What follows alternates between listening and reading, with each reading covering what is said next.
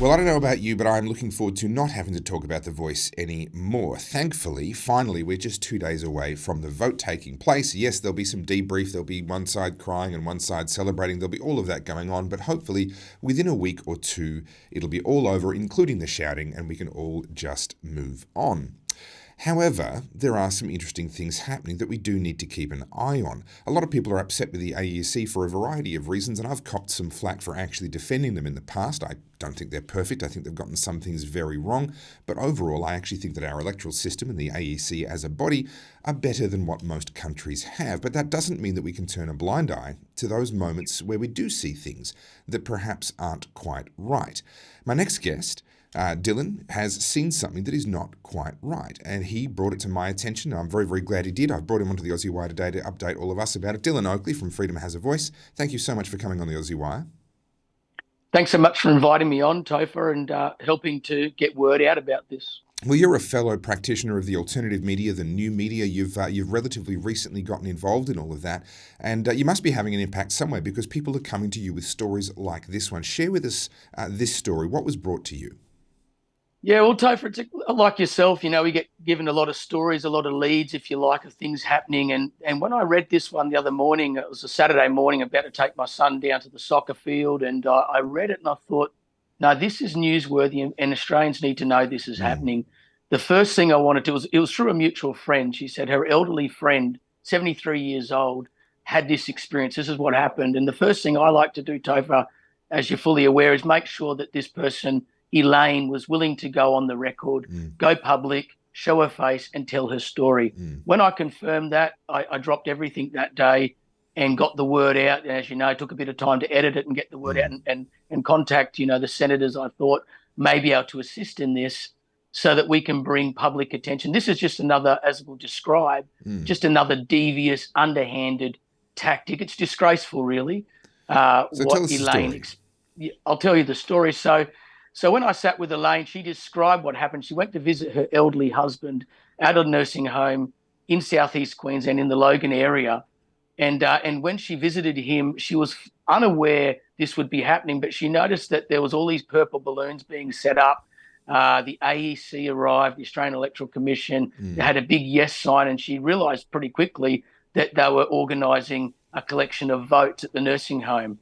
Now, she was a bit surprised by this because she thought, the vote's on the 14th of October. Then she clicked that it's a pre-polling kind of situation. But what was disturbing about the whole experience is that her husband has dementia, Topher, and a lot of those patients that were there that day have dementia. And the AEC went up to each one of these patients, took them in the wheelchair and said, it's time to vote now. Took them into this, the arts and craft room. And the only sign and the first sign that they see as they were wheeled in was one of these big yes vote or vote yes signs in the same branding, purple branded colour of purple that we've become aware of through the work of independent media. That is very confusing for the average person, let alone for someone who's suffering from the terrible condition of dementia. They wheeled them into this room. She's not quite sure what happened when they went in there, but what she does know is that there were no family members present. And as Elaine had described to me, she just happened to be there for another event that was going on. There was a little Christian church service happening in the next room, and that's why she went to see her husband and take him to that.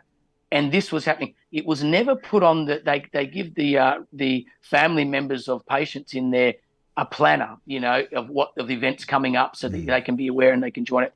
This was never, no one was advised about this one. So all of these patients that she witnessed being taken in to vote, many of them suffering with dementia, did not even have a family member there to make sure that they were able to make an informed decision. And as somebody who, Topher, Elaine has 30 years experience in the hospital system as a teacher trainer, she has dementia qualifications, and she said there is no way they are in a capacity to be able to make a decision around the changing of the Constitution on this important matter. Now, there's a couple of threads I want to tug at here before we talk about where this has gone and who's got this story and what's being done about it already, because you've done great work bringing it to the attention of some senators. We'll get to that in a second. I want to tug on a couple of threads here. You said that Elaine described the purple branded yes sign having been Yes. brought in. Were there people from the yes campaign there, or was this actually brought in by the AEC staff who were setting up the booth? Do we know that? Yeah, her understanding, it was just the AEC representatives. If it was the yes campaign, that would be another level altogether. But her understanding was the AEC representatives. But why would they have a yes sign with them? That Well, begs the question that, I find that that there was a more. yes campaign. Yeah, Yeah, I find that more concerning. If the yes campaign was there, well, it is a pre-poll location. Yes, it's a pre-poll location that's gone into a care home, but sure. nevertheless, it's a pre-poll location. I don't know what the rules are exactly around that, but it wouldn't offend my conscience to have yes and or no people there representing their case. But if the Yeah. AEC were the only ones there and there was no representative of the yes campaign, then them having that sign and carrying that sign into that location, in my understanding, would be a clear violation of the impartiality of the AEC and ought to lead to some people losing their jobs.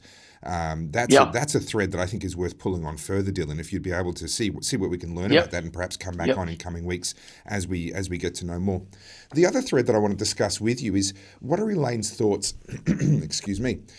There's a very tricky situation here where people's mental capacity obviously affects their ability to make decisions on everything in life, including voting.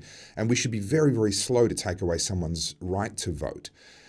What are the rules? Has Elaine had any discussion with you around the point at which people might not be able to vote? She has. So let's give some background here.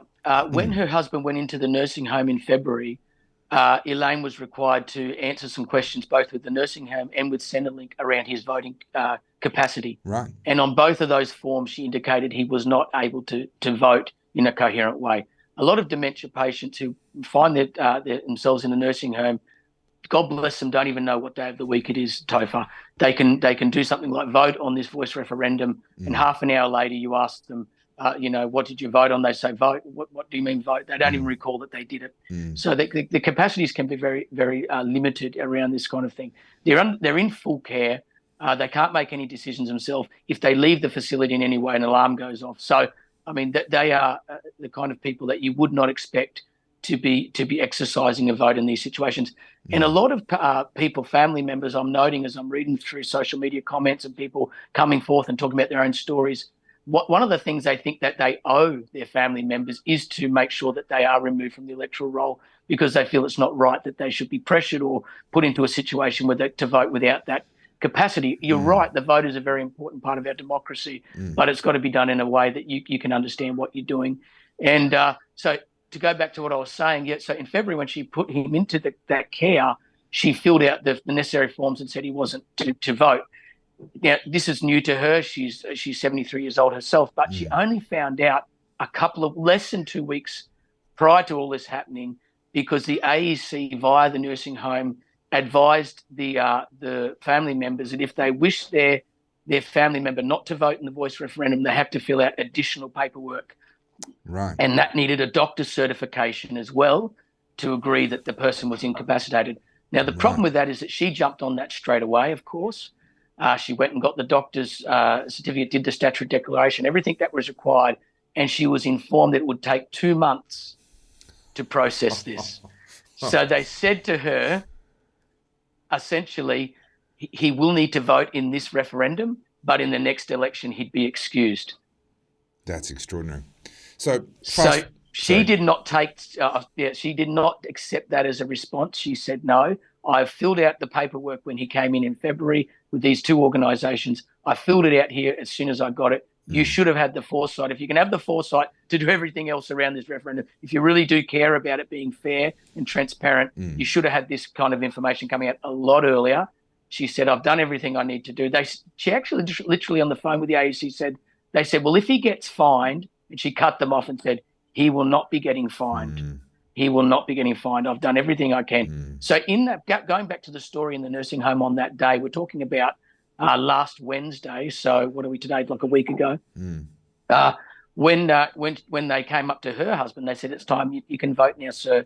She said, he's not able to vote. They said, well, he will be fined. He's required to vote. And she said, no, he's incapable of voting. So there was even that pressure on her as a family member with him but she held her ground. But unfortunately, no other family members were present with the other patients. The other thing she did say as well, Topher, was that they went then an AEC representative and a nurse went to see the bedridden patients and collect their votes as well. Now, in terms of Elaine's not making any suggestion. She heard them pressuring them to vote yes or anything like that. But in terms of transparency and accountability and having this look like at least that we're doing it properly and ethically and with integrity, there was nobody there except the ASC representative and a nurse. Look, we need to wind this up, but just very quickly, where is this now? You've drawn this to the attention of a couple of senators. Some formal complaints are being put in. Bring us up to speed with that. Yes, so Senator Jared Rennick did advise that Elaine should make a complaint through the AEC, which she has done. And also, I've had other suggestions that she should take it to the CCC as well, Crime Commission, to make another complaint there. I haven't had official advice on that, but I'll leave that up to her whether she wants to pursue a complaint that way as well. Both Senator Rennick and Senator Roberts are going to raise this issue, Topher, in Senate estimates. So they've been supportive around this. It is one of those areas. I think this is not something that has only happened around the voice referendum. It probably happens in every election, and it is a bit fuzzy and blurry around the lines. But honestly, this kind of thing just smacks of desperation, desperate tactics, really, to try and harvest votes off people who are vulnerable and most likely unable to make an informed decision about this. And at a time like this where trust in institutions is already very low, this is the last thing we need, even if nothing untoward is going on, which I have some concerns based on the story you've brought to us. But even if nothing untoward is going on, we need the appearance of impartiality, not just the reality. We need both of those things, the reality and the appearance. Well, like you just said, institutions rely on the trust that the public put into them. And we've been through in the last few years, as you well know, Topher, as well, where the trust in government and institutions is at rock bottom at the moment, and the media, for that matter, mainstream media. This is not the time to be making that worse. Yeah. Well, Dylan Oakley from Freedom Has a Voice, thank you so much for joining us on the Aussie Wire. I look forward to catching up with you in coming weeks as this story develops and we start to get some more details. Thank you so much. Thank you so much, Topher, for helping get the word out. Really appreciate all your efforts in the mainstream, in the independent media, and everything you're doing for the cause. God bless you, mate. Cheers, you too.